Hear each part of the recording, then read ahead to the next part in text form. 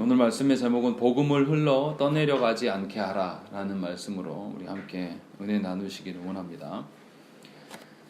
이 히브리서를 이제 받아든 성도들의 그 상황은 어떤 것이냐면요, 그 로마로부터 심한 박해와 또 유혹을, 회유를 받고 있는 그런 상황입니다.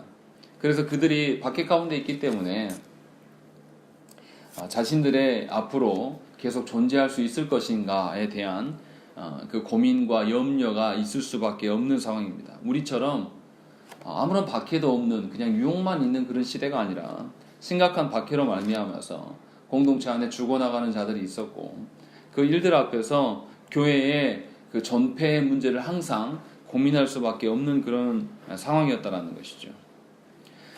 히브리서를 받은 공동체가 그러한 어려운 중에서 이 말씀을 받고 있는 것입니다. 자신들이 분명하게 예수 그리스도를 받았고 그 예수 그리스도를 믿음으로 말미암아서 구원의 방주에 올랐습니다. 그런데 그들 앞에 구원의 방주가 올랐으면 이제 안전하게 하나님 나라로 바로 갈 줄 알았는데 그게 아니고 그들 앞에 세상의 거센 풍랑과 거센 비바람이 몰아쳐서 구원의 방주가 이리 기울이고 저리 기울이면서 자꾸 좌초될 것 같은 위험 속에 놓여 있다라는 것이죠. 그러한 그들의 그 심정이 그들 가운데 늘 있었다라는 것이죠. 마치 우리가 아는 것처럼 마태복음 14장에 예수님께서 오병이어의 사건 이후에 제자들을 건너편으로 건너가라고 미리 배를 태워서 보냅니다. 예수님의 명령이기 때문에 제자들은 매우 안심하고 그 배를 타고 건너갔습니다. 그런데 아직 예수님이 오시지 않았는데 제자들의 탄 배가 풍랑을 만나서 침몰할 위기에 처하게 됩니다. 그때 제자들이 굉장히 두려워하죠. 그때의 상황과 너무 닮아 있는 것이죠. 지금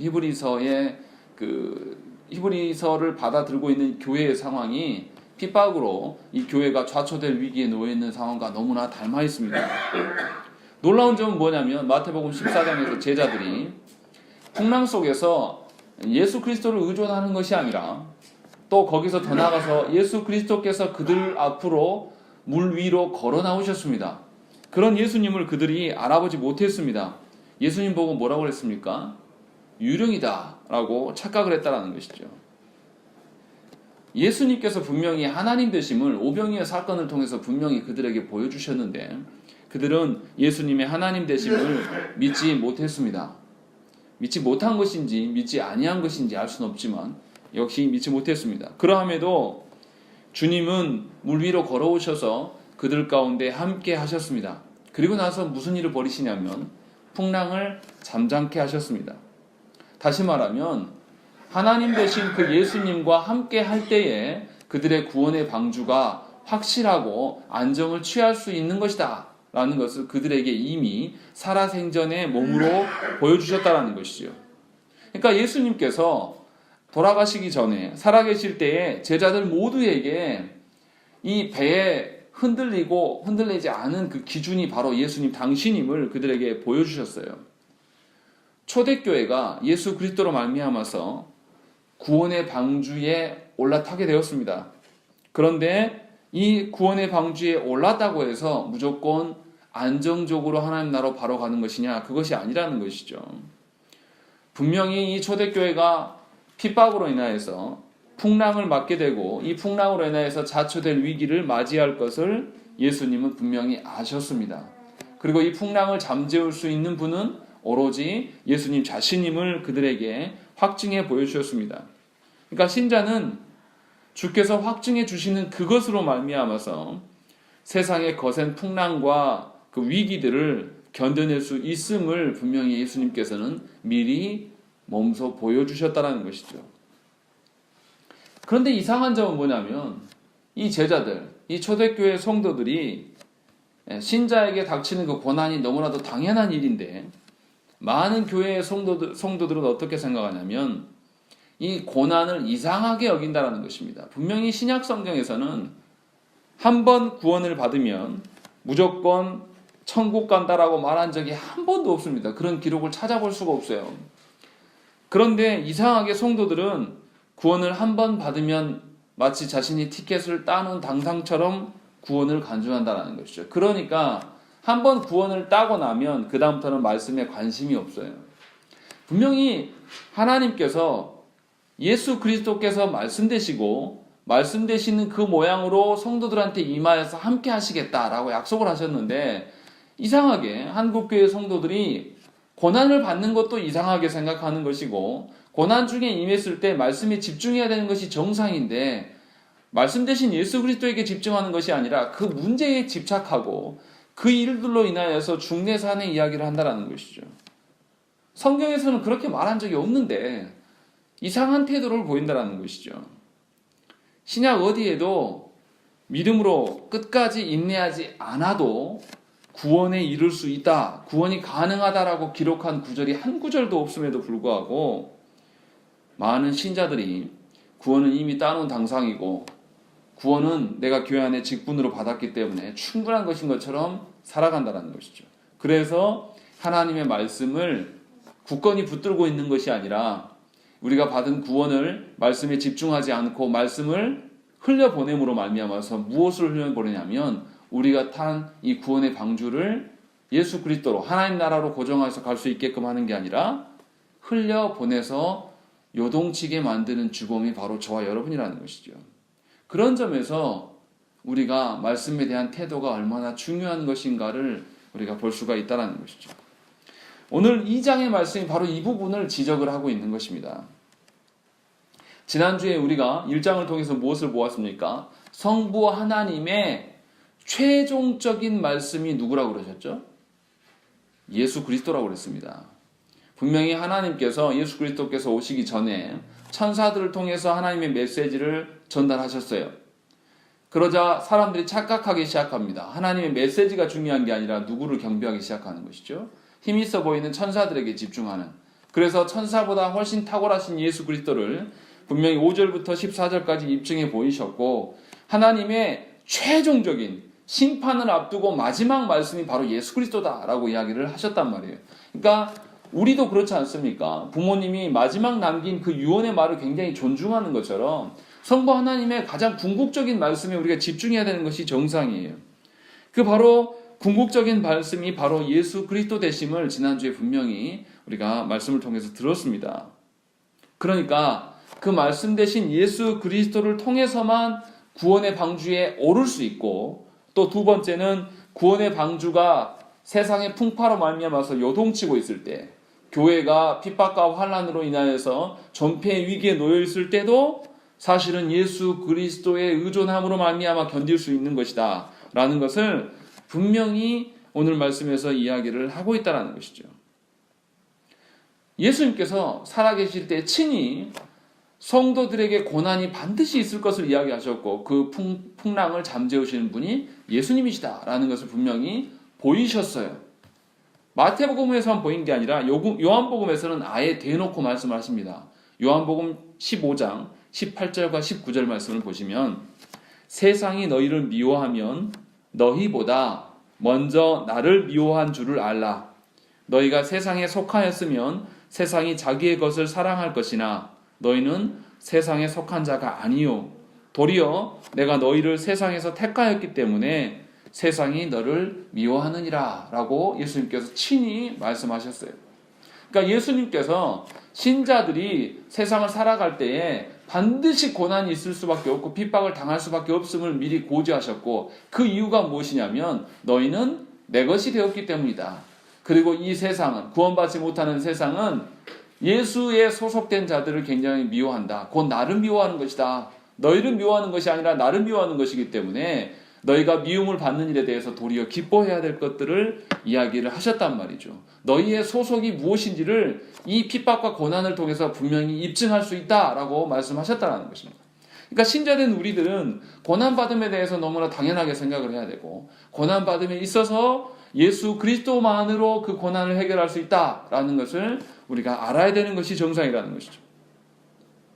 이렇게 너무나 확정적으로 예수께서 사복음서를 통해서 성도들이 나아갈 바, 성도들이 살아갈 수 있는 방편이 무엇인지를 우리에게 확정해 주셨습니다.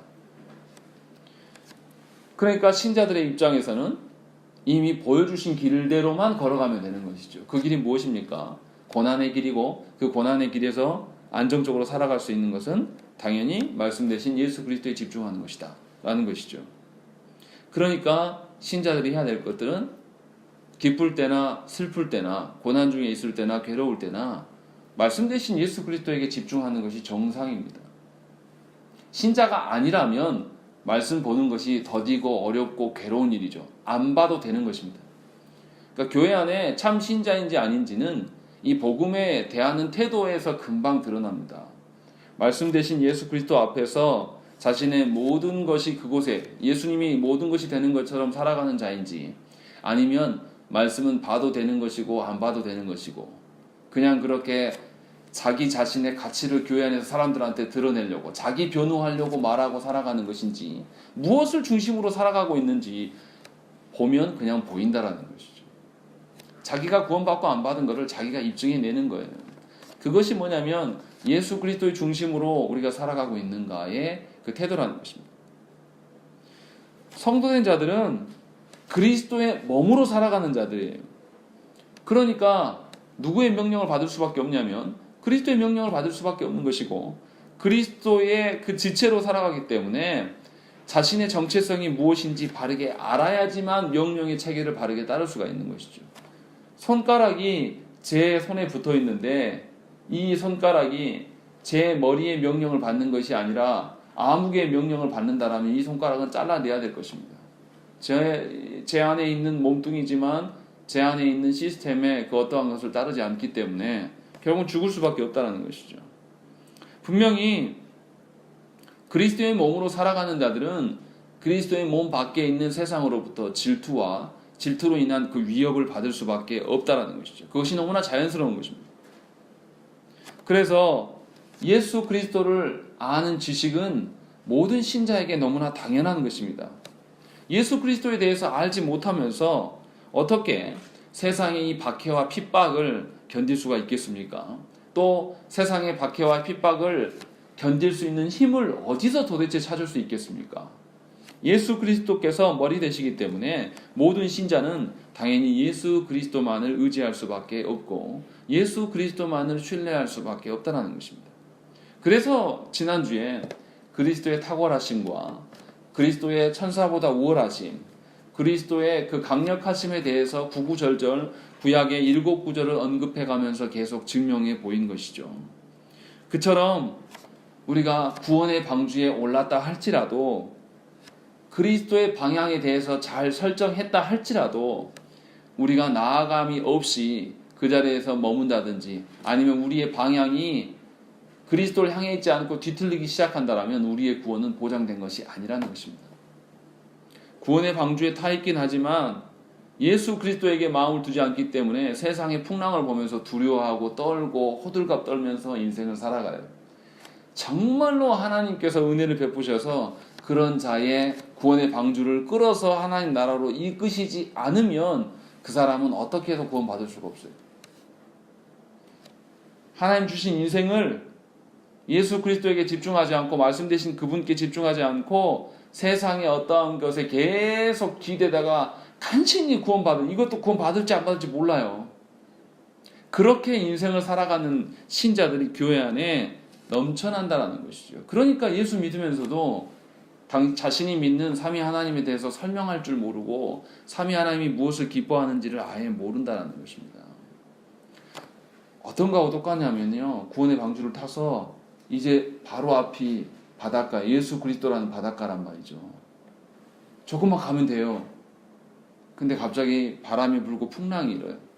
그러니까 이 배가 방향을 예수 그리스도께 향해 있을 수 있도록, 또 예수 그리스도에 나아갈 수 있도록 노를 져야 되는데 젓지 않고 파도 치는 것만 보고 두려워하고 있다는. 그럼 이 배 어떻게 됩니까? 다시 표류하고 대양으로 흘러갈 수밖에 없는 것이죠. 세상으로 흘러갈 수밖에 없는. 신자들이 그렇게 살아간다는 것이죠. 이것이 굉장히 위험한 일이에요. 그냥 교회 안에서 세례받고 직분받고 교회 안에서 장시간 머물러 있으면 그냥 신자 되는 것이 아니란 말이죠. 하나님께서 주신 그 나라를 소망하고 열망하고 예수 그리스도께서 내 안에 주인 되셔서 예수 그리스도의 이끄심 가운데 내가 서야지 하나님 나라의 구원의 어떠함을 조금이라도 맛볼 수가 있는 것이죠. 그래서 하나님께서는 어떻게 하시냐면요, 이 말씀이 진짜이다, 이 말씀이 참되다라는 것을 아주 강력하게 변호하십니다. 하나님께서는 우리들에게 이 말씀의 그 역동성에 대해서 계속 이야기를 하고 계시는 거예요. 말씀이 어떻게 우리에게 강력하게 침투하여서 우리 삶에 개입하고 있고 얼마나 강력한 능력을 발휘할 수 있는가를 계속해서 입증해 보이시는 거예요. 그러나 안타깝게도 삼위 하나님의 그 어떠함에 대해서 너무나 관심이 없어요. 교회가 뭘 합니까? 교회 개혁을 부르짖는 자들의 요즘에 추세가 뭐예요? 교회는 민주주의가 아닌데 민주주의처럼 하려고 합니다. 교회는 하나님께서 세우신 질서가 분명히 있는데 세상의 질서로 가지고 와서 교회를 개혁하려고 하는 자들이 요즘 현대 그리스도인들이에요. 말씀도 모릅니다. 그리고 그 사람들은 교회도 잘 몰라요. 더 문제는 뭐냐면 세상의 그 논리로 가져와서 교회를 개혁하고 갱신하려고 하는 자들이 한국 교회 안에 굉장히 많습니다. 그럼 어떻게 될까요? 그들이 하는 개혁은 교회를 세워나가는 것일까요? 교회를 파괴하는 것일까요? 교회를 파괴하는 것입니다. 왜 그렇습니까? 교회가 무너진 것은 복음을 잘못 알아서 무너진 것인데 복음에 집중하는 것이 아니라 마치 복음이 원래부터 거짓이었던 것처럼 생각해서 복음 아닌 세상의 것들을 가져옵니다. 교회의 무너짐이 복음에 대한 우리의 합당한 태도가 합당하지 않기 때문에 있어진 것인데 자꾸 지금 한국교회의 모습은 뭐냐면 교회 갱신 이야기하면서 복음에 대한 연구는 제쳐두고 다른 일들만 하는 것이죠. 그런데 교회의 지도자들만 그러고 있는 것이냐? 여러분들은 어떻습니까? 여러분들은 정말로 말씀 되신 예수 그리스도를 붙들고 그 예수 그리스도께서 나의 생명 되심을 인정하며 사냐 이 말이에요. 히브리서 기자가 우리한테 이야기하는 게 바로 그 점입니다. 정말로 예수 그리스도는 당신에게 무엇이냐? 예수 그리스도께서 말씀 되셔서 여러분들 가운데 살아 움직이신다고 약속하셨고 하나님께서 입증하셨는데 당신은 정말로 그 말씀을 어떻게 대하느냐? 묻고 있는 거예요. 지속적으로 예수 그리스도에 대한 이야기를 계속해 나갑니다. 우리가 이 점 앞에서 하나님 앞에 정직하게 서야 돼요. 과연 내가 하나님의 말씀을 얼마나 귀중히 여기는가? 저도 그렇습니다. 제가 설교하기 위해서 말씀을 보는 것인지 아니면 진짜 하나님 사랑해서 말씀을 보는 것인지 완전히 달라요. 설교하기 위해서 하나님 말씀 보는 것처럼 괴로운 게 없습니다. 여러분들 한번 말씀 가지고 설교 한번 해보세요. 책 여러 권도 아니고 이 성경책 하나 가지고 일주일에 10번 내지 11번씩 설교 계속 해보세요. 몇 년이나 버틸 수 있을 것 같습니까? 하나님 사랑하고 하나님의 세밀한 것까지 알려고 내 영혼을 위하여서 말씀을 보지 않는 이상은 그것은 지옥과 같은 일이에요. 하기 너무나 힘든 일입니다. 목사인 저도 그런데 여러분들은 어떻습니까? 말씀을 여러분들 어떻게 대하십니까? 말씀을 듣긴 들어도 항상 우리 그러지 않습니까? 말씀은 알긴 아는데 항상 잊어버린다고. 어떻게 생명되는 일인데 잊어버릴 수 있습니까? 내 안에 암이 있어서 약 먹는 일을 우리가 잊어먹습니까? 암 걸렸는데 약 먹는 시간을 안 맞춥니까? 먹어도 되고 안 먹어도 되는 뭐 그런 건가요? 감기라면 뭐 그럴 수 있죠. 하나님의 말씀에 대한 우리의 태도가 어느 정도인지 여러분 스스로 점검하셔야 합니다. 감기 먹는 약 정도로 말씀을 바라보고 있으면 여러분들은 참된 신자가 되기 어려워요. 여러분 안에 말씀으로 인한 변화가 일어나지 않을 수도 있다는 것이죠. 말씀으로 인하여서 내 안에 갱신되어지지 않은 채로 신앙생활을 하는 것처럼 괴로운 일이 없어요. 설교 시간에 무슨 생각할까요? 말씀의 은혜를 못 받는데 예배 시간에 안 좋아서 뭐 하겠어요? 그냥 견디는 거예요. 생각해보세요. 제가 말씀 짧아야 35분이에요. 보통 45분씩 50분씩 합니다. 그걸 일주일에 몇 번씩 하잖아요. 그때마다 그냥 멍하니 앉아있는 거 얼마나 괴롭습니까? 그렇게 신앙생활을 해나갈 수밖에 없는 거예요. 말씀으로 인하여서 내가 변화되고 그 말씀의 맛을 알 때에 예배 시간이 재밌고 즐겁고 또 그 예배 시간에 즐거웠던 재미가 내 일상의 삶으로 흘러갈 수가 있는 것이죠. 그것이 하나님께서 말씀 되신 예수 그리스도를 우리에게 보여주시는 방편이라는 것입니다. 그래서 저와 여러분들이 말씀의 은혜를 누리지 않고는 살아갈 수가 없는 거예요. 말씀의 은혜를 떠난 자들은 우리 안에 있는 죄악된 본성이 다시 살아나서 그것을 지배를 받게 됩니다. 그러면 어느 정도 인간이 되냐면 세상 사람들도 안 하는 짓을 교회 안에 아닌 직분자들이 행하게 됩니다. 그래서 말씀 떠난 교회들이 어떻습니까? 싸우면요 정말 유치찬란하게 해요. 세상에서 사람들도 안 하는 일들을 교회가 해요. 부끄러워서 입에 담기도 창피해요.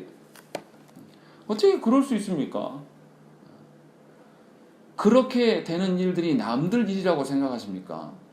아니에요. 우리 안에 죄성이 얼마나 강합니까? 우리 안에 죄악된 본성들이 얼마나 우리가 강합니까? 우리 역시도 똑같은 인간이 될 가능성이 매우 높습니다. 그래서 저와 여러분들이 이 말씀을 들으시고 여러분들이 말씀을 어떻게 대하는지를 반드시 점검하고 그 여러분들의 태도를 바꾸셔야 됩니다. 그 일을 놓고 하나님께 기도해야 됩니다. 그렇지 아니하면 우리의 신앙생활은 굉장히 고단하고 피곤하고 괴로운 인생이 될 것입니다. 인생을 하나님 그리스도를 향해서 하나님 나라를 위해서 반드시 가는 것이 아니라 혼자만 뱅글뱅글 세상에 요동치는 바람에 따라서 혼자 빙빙빙 돌면서 교회 안에 남아있는 것이죠. 함께 있으나 함께하지 못하고 함께 있으나 늘 외롭고 하나님께서 계심에도 불구하고 하나님의 손길 안에 있지 아니하고 이처럼 불쌍한 신자가 어디 있습니까? 이것을 염려하면서 히브리서 기자가 우리한테 권고하는 말씀이 바로 1절입니다. 1절 말씀 우리 함께 읽겠습니다. 시작.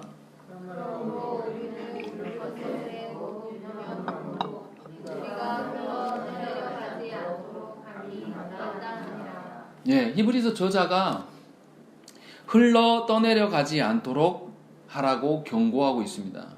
제가 괜히 구원의 방주 이야기를 한 게 아니에요. 본문에서 방주처럼 보이는 설명을 하고 있기 때문에 말씀을 드렸어요. 구원의 방주에 올랐으나 항로를 잃어버리고 떠도는 배가 되지 않기 위해서 앞에서 언급했던 1장에서 언급했던 그 들은 말씀 대신 예수 그리스도에 대해서 더욱더 유념하라고 경고하고 있습니다.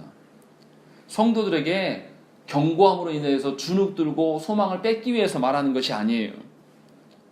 끝까지 견디고 하나님의 약속을 유업으로 받아서 성도들이 보존되고 하나님의 도우심을 받고 살아가기 위하여서 경고하는 것이에요. 교회 안에서 신자의 죄악에 대해서 이야기하고 교회 안에서 신자의 말씀에 대한 태도들을 언급하는 것은 뭐냐면 여러분들에게 꾸중하고 혼내기 위함이 아니란 말이에요. 하나님께서 주신 생명의 길로 걷고 하나님과 교제함으로 남은 인생을 즐겁고 아름답게 복되게 살으라고 말씀하시는 그런 측면으로 이야기하고 있다는 것이죠. 그래서 교회 안에 하나님께서 성경을 통해서 우리에게 경고하심은 여러분들에게 쓴 말씀처럼 느껴지지만 그것이 양약이 된다라고 말씀하신 것이죠. 그런 점에서 우리가 이 말씀을 매우 심각하게 받아들이셔야 돼요. 하나님의 말씀은 그냥 책 속에 있는 말씀이 아닙니다. 하나님의 말씀은 매우 역동적이에요. 역동적이란 말은 살아 움직여서 우리를 충분히 압도하고도 남음이 있다는 것이죠. 다방면으로 성도들에게 경각심을 불러일으킵니다. 성도들에게 있는 다양한 그 죄성들을 밝혀내기 위하여서 하나님은 이 말씀을 활용하여서 여러분들의 연약하고 더러운 본성들을 다방면으로 찔러대요. 그래서 여러분들이 하나님 앞에 설 수 있도록 계속적으로 일하신다는 것이죠. 여러분들의 이 참다운 생명에서 떨어지지 않게 하기 위하여서 참다운 생명의 길이 무엇인지를 알게 하기 위해서 여러분의 죄의 본성들을 말씀으로 드러내 보이신다는 것이죠. 그런데 대부분의 신자들이 주의 말씀하면 뭐만 떠오르냐면 성경만을 떠올립니다. 분명히 1절에서는 뭐냐면 기록된 말씀이라고 하지 않고 뭐라고 되어 있습니까? 들은 것에 대해서 유념하라 라고 이야기하는 것이죠. 들은 것이 무엇입니까? 주의 말씀이 단지 문자화된 성경만을 말하는 것이 아닙니다. 예수 그리스도께서 어떻게 하셨죠? 예수 그리스도께서 우리에게 하신 일이 무엇입니까? 그냥 십자가만 이야기하면 됩니까? 아니에요. 예수 그리스도께서 오심 자체가 우리를 위하여서 엄청난 희생이셔요. 항상 말씀드리지만 인간 되심이 가장 수치스러운 것이고 또 인간으로서 고난당하셨어요. 굳이 겪을 필요 없으신 그분이 인간의 그 인생의 고달픔을 다 경험하셨다는 것이죠. 그리고 또 십자가에서 죽으셨어요. 우리는 한 번도 하나님으로부터 버림받음이 없었는데 그 일들을 구구절절 하셨다는 것이죠. 그리고 거기서 멈추지 아니하시고 부활하시고 또 승천하셔서 하나님이 우편에 앉으셔서 그 왕의 자리에 그 통치의 자리에 우리를 초대하고 계신단 말이죠. 구원사의 그 사건들을 예수 그리스도께서 이렇게 구석구석 여러 가지 방편으로 당신의 구원을 설명하는 것을 우리가 좀 알아들어야 되는 것이죠. 무슨 말이냐면 우리의 전 인격에 대해서 하나님께서 전 인격이 하나님께 승복하고 굴복시키기 위해서 하나님이 굳이 인간 되신단 말이죠. 그리고 인간 되신 그분이 우리의 인생의 길을 똑같이 살아내셔요. 그리고 나서 십자가에 달리시고 또 부활하시고 끝나는 것이 아니라 하나님 우편에서 우리를 향해 또 간구하고 빌고 계신단 말이죠. 우리의 그 더럽고 추악함이 얼마나 악독하길래 우리 그러지 않습니까? 조금만 고난이 있으면 뭐라고 해요? 목사님이 내 고난을 어떻게 하냐고 따져요. 하나님 말씀으로 위로하러 가면 도리어 따집니다. 누가 내 마음을 아냐고. 엄청 교만한 것이죠.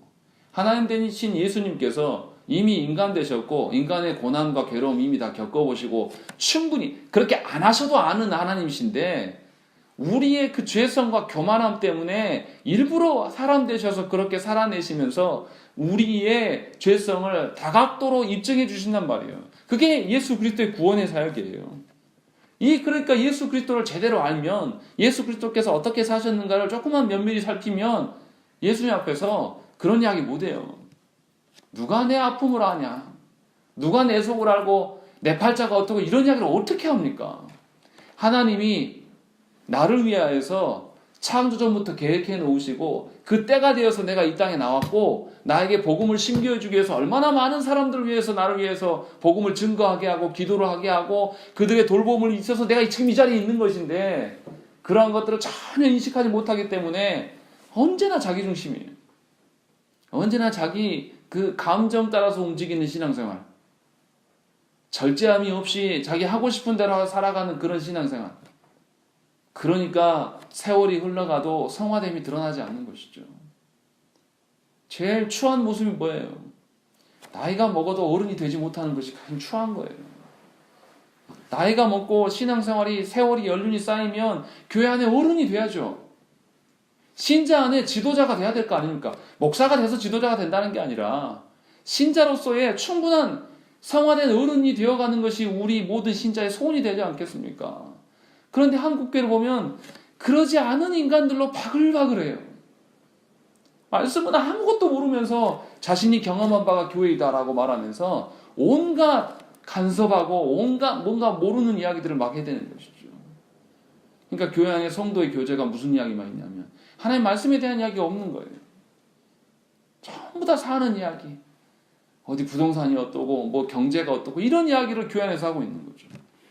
이것이 우리가 말씀을 대하는 태도인 것이죠. 그러나 분명하게 하나님께서는 그런 우리들을 너무나 잘 아셔서 말씀의 역동적으로 우리에게 다가오신다는 것이죠.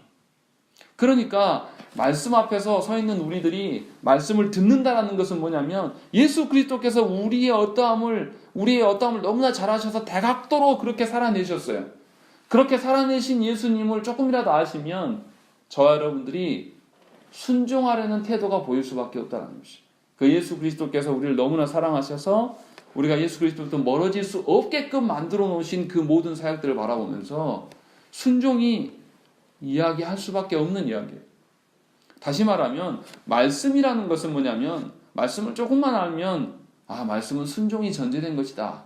순종할 수밖에 없다라는 것이 우리의 고백 가운데 드러난다는 것이죠. 그래서 2절에서 무슨 말씀하십니까? 우리 2절 말씀 한번 읽겠습니다. 시작. 천사들을 통하여 하신 말씀이 견고하게 되어 모든 범죄함과 순종하지 아니하니 공정한 도움을 받았거든. 분명히 천사들을 통해서 하신 말씀, 예수께서 오시기 전에 그 하신 말씀도 이미 공정하게 보응을 하나님께서 하셨다. 근데 그보다 더 큰 말씀이신 예수 그리스도께서 우리 가운데 오셨는데 보응하시지 않겠느냐, 이거를 묻고 있는 것이죠. 그러니까 천사보다 훨씬 탁월하신 예수 그리스도께서 이미 말씀으로 오셔버렸어요.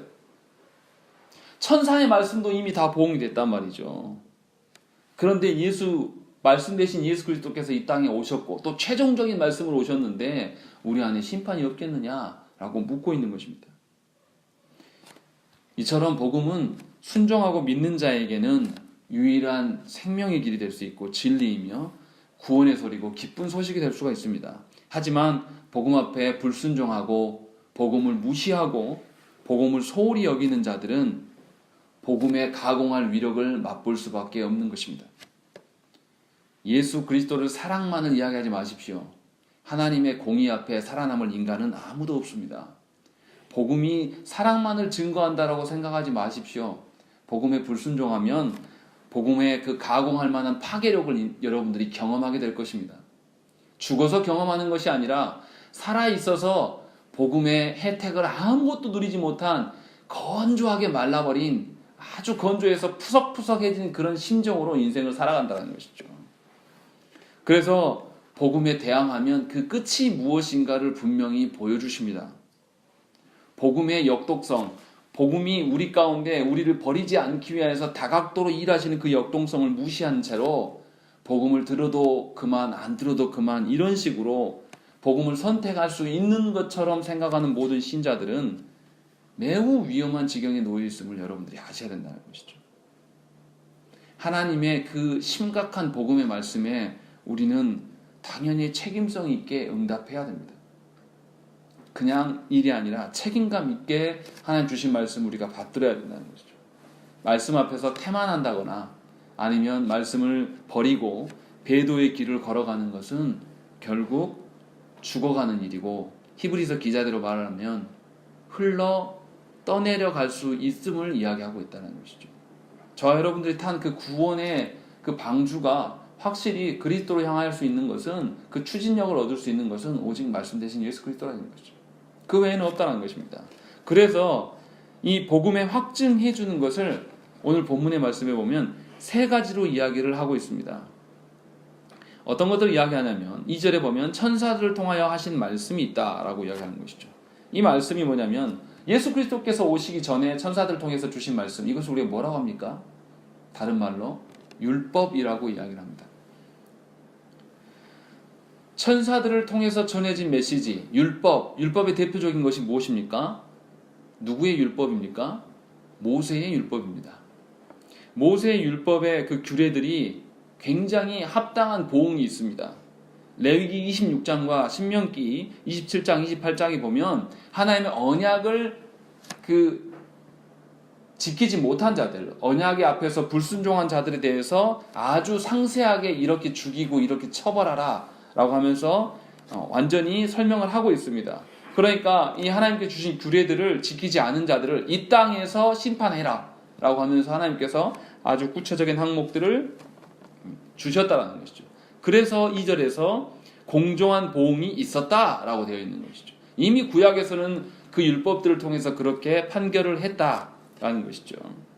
그런데 중요한 것은 무엇이냐면 이 구약 성경에서 천사들을 통해 주신 말씀에 대한 심판은 이 땅의 심판이었다는 점입니다. 이스라엘 백성들이 어떻게 했습니까? 가나안 땅에 들어가서 그들이 하나님의 말씀을 버리고 하나님의 그 율법의 말씀을 버리고 그들이 어떻게 됐습니까? 나라를 잃었습니다. 그리고 그들은 어떻게 됐죠? 노예로 전락했습니다. 분명하게 구약 성경에서는 심판까지 이야기를 하고 있는 거예요. 어떤 심판이요? 이 땅에서의 심판을 이미 보여줬습니다. 말씀을 주셨고 그 말씀을 지키지 않는 자의 결과가 무엇인지를 다 보여주셨어요. 부인할 수 있는 인간이 아무도 없습니다. 그럼 성경을 안 믿는 거죠.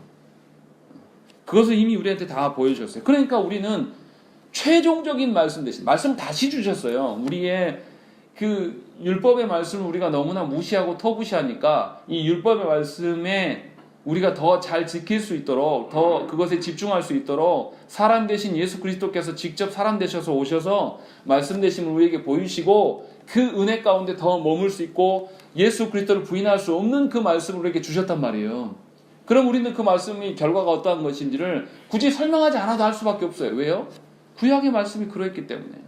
구약의 말씀 앞에 지키지 아니한 자들이 죽음을 경험했고 그들이 나라를 잃게 되고 그들의 자녀들이 그들이 보는 눈앞에서 죽어나가는 것을 보았고 그것들이 노예로 전락했다는 것을 이미 구약에서 입증하고 있다는 것이죠.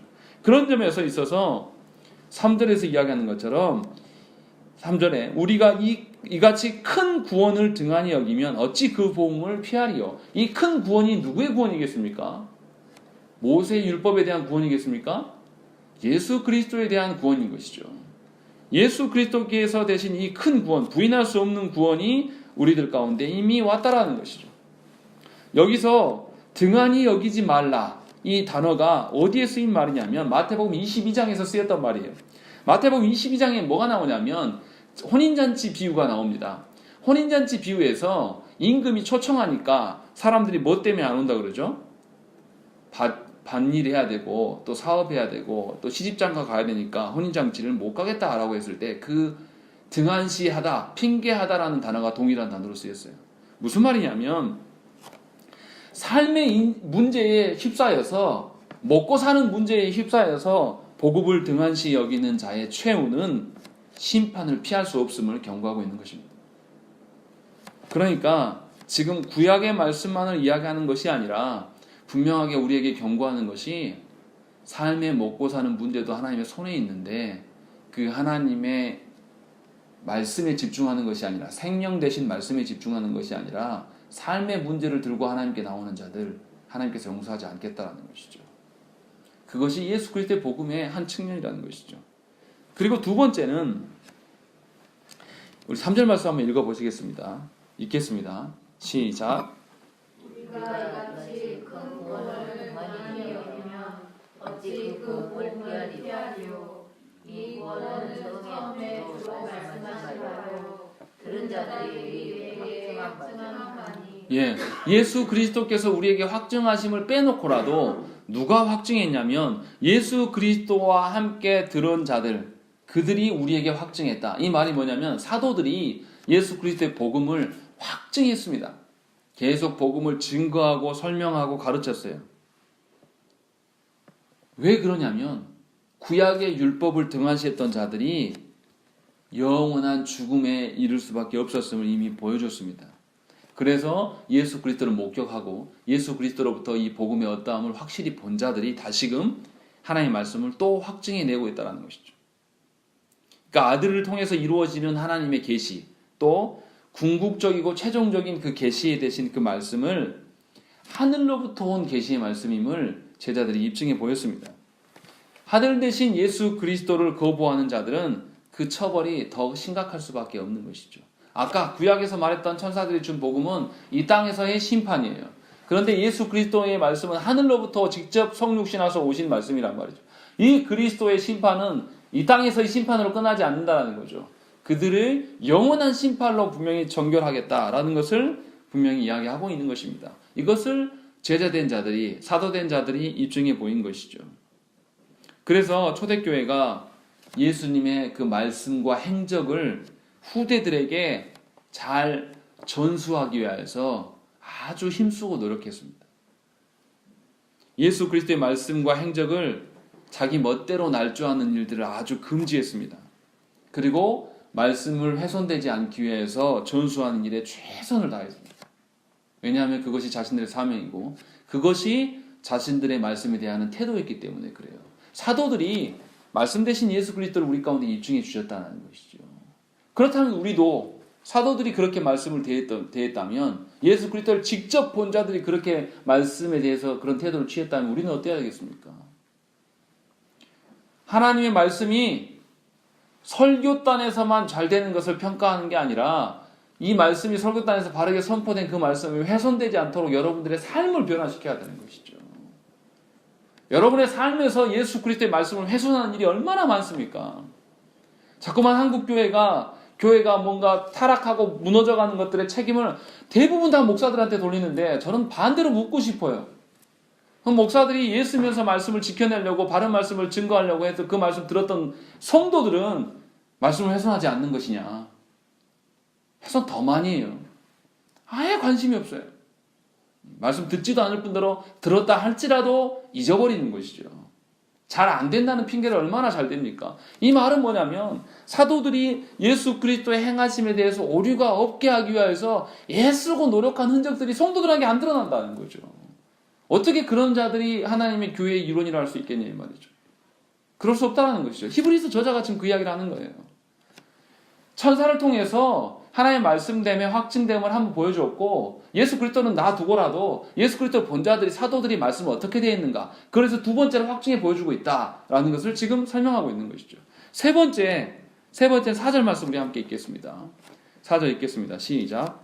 하나님도 기적들과 기사들과 여러 가지 능력과 및 자기의 뜻을 따라 성령이 나누어 주시옵소서 그들과 함께 증언하셨느니라. 예. 누가 증언하셨다고요? 하나님이에요.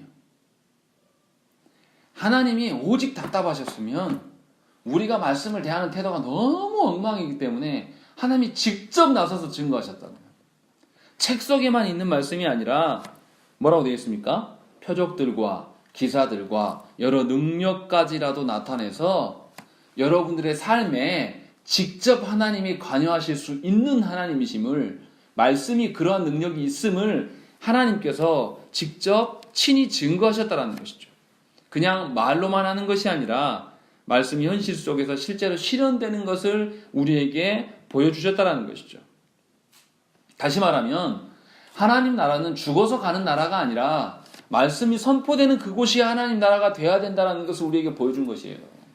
말씀의 능력이 얼마나 강력한 것인가, 하나님의 말씀의 영향력이 이미 우리가 딛고 살아가는 이 땅 위에 실현될 수 있음을 분명하게 알려주었다는 것이죠.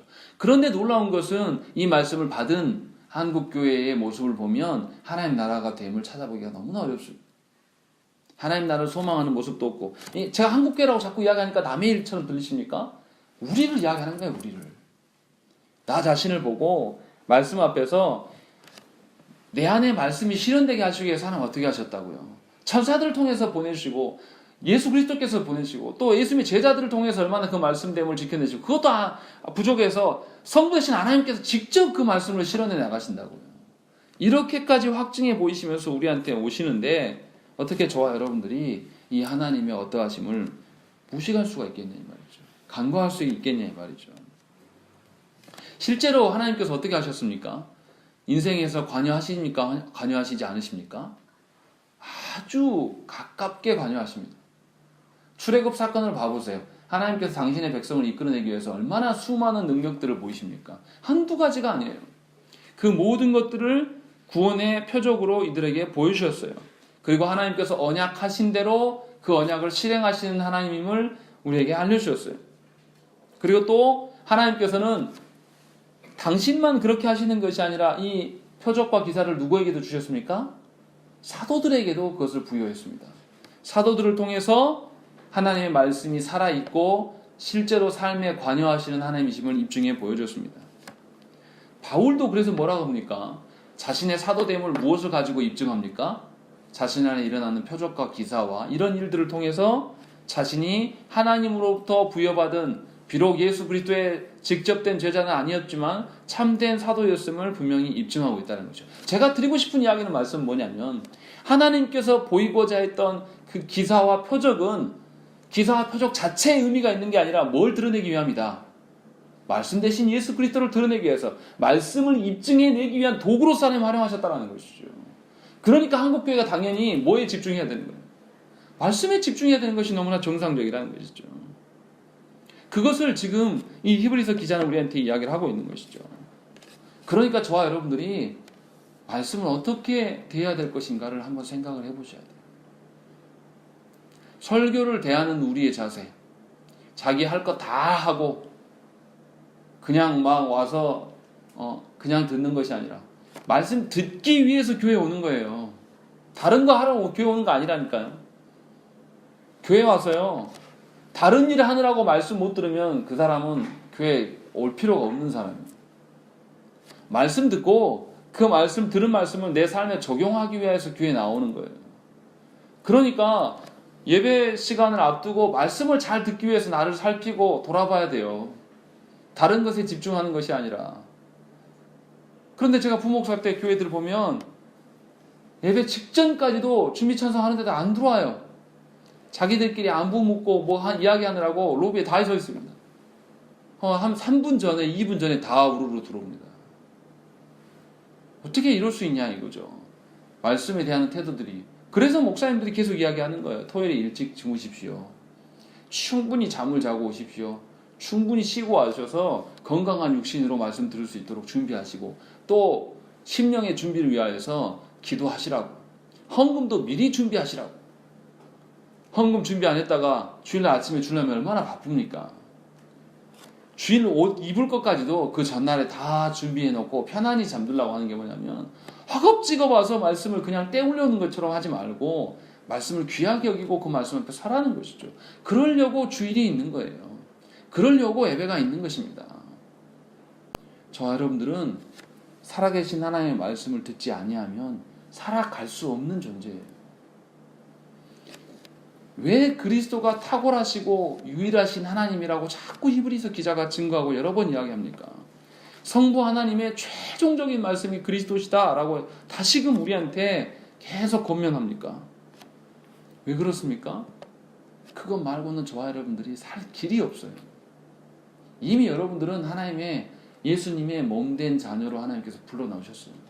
세상으로 나가고 싶어도 나갈 수가 없어요. 주님께 붙잡힌 자가 어떻게 세상으로 갈 수 있습니까? 본인만 고달프죠. 하나님의 자녀되라고 분명히 이야기를 했는데 말씀 보고 기도한 일에 열심 내지 않고 세상의 어떠한 것만 계속 바라보고 있으니까 본인만 고달프고 죽을 인생을 사는 거죠. 예수 그리스도 때문에 가정이 평안을 못 누리는 이유가 무엇입니까? 복음 대신 말씀을 우리 가정 가운데 주인 세우려고 하는 것이 아니라 여전히 세상의 가치와 다른 기준으로 교회 안에 그 말씀을 자기 가정의 주인으로 모시지 아니하고 여전히 다른 기준으로 그 말씀이 아닌 다른 기준으로 가정을 세워가고 교회를 세워가려고 하니까 본인만 괴로운 것이죠. 말씀 안에서 살아가는 분들은 늘 은혜 받고 그 힘으로 살아가서 얼마나 즐겁고 재미있는 삶을 사는데요. 그 점을 돌아보셔야 된다는 것이죠. 그렇지 아니하면 히브리서를 읽어 나갈 수가 없어요.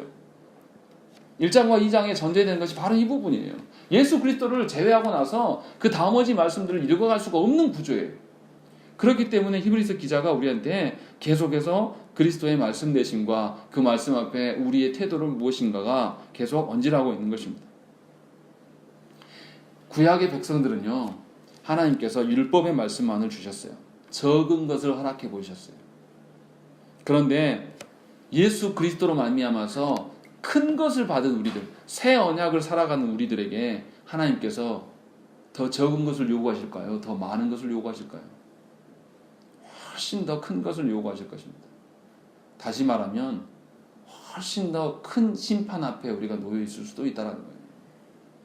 구약 백성들은요, 예수 그리스도의 존재도 몰랐고 성령 하나님이 어떠하심도 몰랐어요. 저와 여러분 중에 모르는 분이 누가 있습니까? 삼위 하나님께서 우리 가운데 얼마나 역사하시는 것을 우리 교회에 와서 들은 것만으로도 충분히 구약 백성보다 훨씬 더 탁월한 은혜 가운데 있는 거예요. 그런데 아직도 하나님이 없다 하시고 하나님이 우리 가운데 역사하시지 않는다라고 부인할 수 있겠습니까? 그럴 수 없습니다. 저와 여러분들이 말씀 앞에서 우리의 태도를 바꾸셔야 돼요. 그렇지 아니하면 굉장히 인생이 고달파집니다. 하나님의 그 끌어당기심, 언약 앞에 순종하는 자들은 그 끌어당기심이 은혜로 느껴질 수 있지만 언약 앞에 불순종하고 언약을 무시하고 언약 앞에서 태만 부리는 자들은 언약 앞에 끌어당기심을 굉장히 고달프게 경험하실 것이라는 것이죠. 그렇기 때문에 하나님의 부르심 앞에 하나님 말씀 듣는 일이 여러분들한테 기쁨인지 아닌지 먼저 점검하십시오. 기쁨이 아니라면 하나님 앞에 회개하십시오. 그 방법밖에는 없어요. 그렇지 아니하고는 신자로 살아갈 수가 없습니다. 하나님께 주신 가정이요, 여러분들이 지킬 수 있을 것 같습니까? 못 지킵니다. 하나님이 주신 교회요, 당연히 못 지키죠. 자기 영혼도 지키지 못하는 자가 어떻게 하나님께 주신 영혼들을 지킬 수 있겠습니까? 부탁드리기는 하나님의 말씀을 사랑하십시오. 사랑할 수 없으면 사랑하게 해달라고 기도하십시오. 그것이 가장 큰 일이에요. 그리고 그러한 말씀 앞에 우리의 태도가 고쳐지는 날이 여러분들이 숨통이 트이고 하나님의 은혜를 충분히 누릴 수 있는 시작의 날임을 잊지 마시고 그 일들을 소망하면서 기도하시는 저와 여러분 되시기를 간절히 축원합니다. 함께 기도하겠습니다.